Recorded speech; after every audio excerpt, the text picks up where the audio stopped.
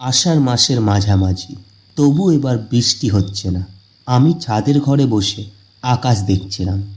হঠাৎ সিঁড়িতে ধূপধাপ শব্দ শুনে পিছনে তাকালাম। দেখি পুহুল ছুটে আসছে। সে এসে বলল, দ্রুত চল, অরণ্য দাদু এসেছেন, তোকে ডাকতে বললেন। অরণ্য দাদু পটাইয়ের দাদু, পেশায় একজন ফরেস্ট রেঞ্জার।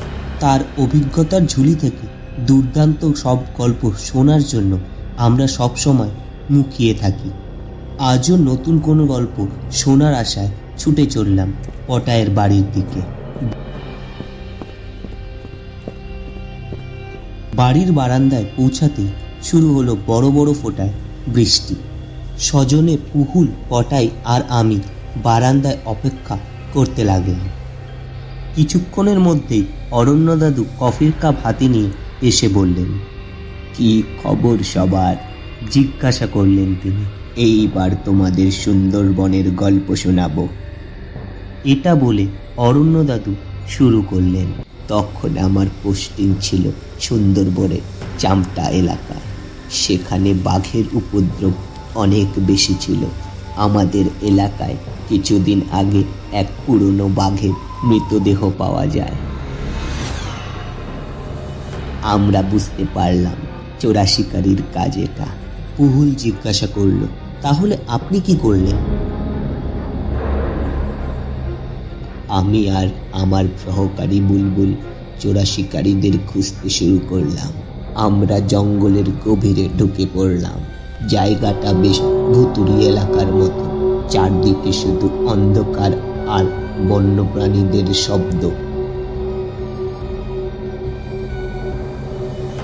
হঠাৎ আমরা এক সাদা বাঘের ছায়া দেখতে পেলাম। এটা শুনে পটাই উত্তেজিত হয়ে বলল, সাদা বাঘ? সত্যি?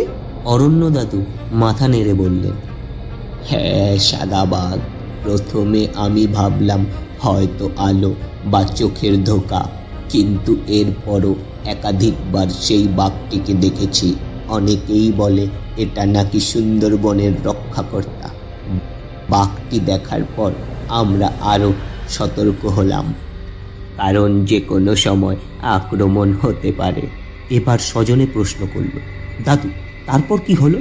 অরণ্য দাদু কফির কাপ চুমুক দিয়ে বললেন, আমরা ঠিক করলাম সাদা বাঘের পিছু নেব।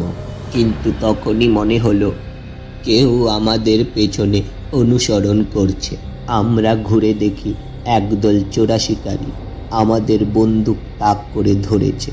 পুহুল আতঙ্কিত হয়ে বলল, হ্যাঁ তারপর? অরণ্য দাদু হেসে বললেন, আমরা বুলবুলকে ইশারা করলাম যেন সে ধীরে ধীরে পাশের একটি গাছের আড়ালে চলে যায়। আমি তখনই চিৎকার করে উঠলাম, পেছনে দেখো! চোরা শিকারীরা ঘুরতে আমরা সুযোগ বুঝে লাফিয়ে পড়লাম।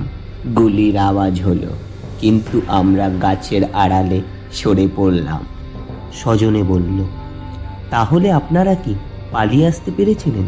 অরণ্য দাদু বললেন, না, পালানোর সুযোগ ছিল না। তখনই দেখা গেল সেই সাদা বাঘ। চোরা শিকারীরা একে দেখে ভয়ে পেয়ে পালিয়ে গেল। মনে হলো সাদা বাঘটি আমাদের বাঁচাতে এসেছে। পটাই ধীরে ধীরে বলল, দাদু সাদা বাঘের রহস্যটা তাহলে কি? অরণ্য দাদু হাসতে হাসতে বললেন, পরে জানতে পারলাম বাঘটিকে কেউ হত্যা করেনি। তার রং আসলে ধূসর এবং রোদে পড়ে সাদা দেখায়। তবে ওই বাঘের উপস্থিতি এতটাই প্রভাবশালী যে চোরা শিকারীরাও ভয়ে পালায়। এরপর থেকে আমরা ওকে সুন্দরবনের রক্ষাকর্তা বলে ডাকতাম। সবাই দাদুর গল্প শুনে মুগ্ধ হয়ে রইল। বৃষ্টির ধারা তখনও পড়ছে, আর বারান্দার বাইরে ঝিরিঝিরি আওয়াজের মাঝে আমাদের মনে হলো যেন সুন্দরবনের রহস্যময় জঙ্গল একদম চোখের সামনে ভেসে উঠেছে। তো বন্ধুরা, এই গল্পটি তোমাদের কেমন লাগলো? ভালো লাগলে চ্যানেলটিকে সাবস্ক্রাইব করে দেবেন, আর ভিডিওটি শেয়ার করে আমাদের পাশে থাকবেন এবং কমেন্টস করবেন। ধন্যবাদ।